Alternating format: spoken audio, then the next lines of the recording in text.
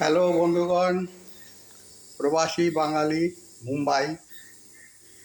আজ আমাদের এই যে ভাত এখন হচ্ছে, একটা সিটি বলি ওকে নামিয়ে দেব। আর আজকে তো শনিবার, নিরামিষ। এই জন্য এখানে আজকে করেছি পনির পসন্দ, পনির দিয়ে একটা তরকারি। এর মধ্যে দই, ঘি, মধু ও অনেক রকম আছে, কাজু, কিশমিশ, পোস্ত, চার মগজ, সমস্ত কিছু দিয়ে এটা বানানো। ওপরে এটা ছেটানো আছে গোলমরিচ, কাসুরি মেথি, গরম মশলা ইত্যাদি। আর এখানে আছে লাউ ঘন্ট,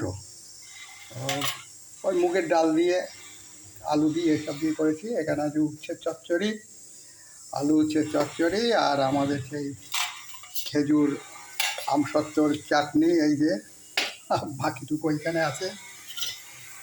আচ্ছা, আজকে আমাদের এই পর্যন্তই রান্নাবান্না। আবার আগামীকাল কী হয়, আগামীকাল তো চিকেন হবে। চিকেনে কী পদ হবে সেটাও বলে দেবো।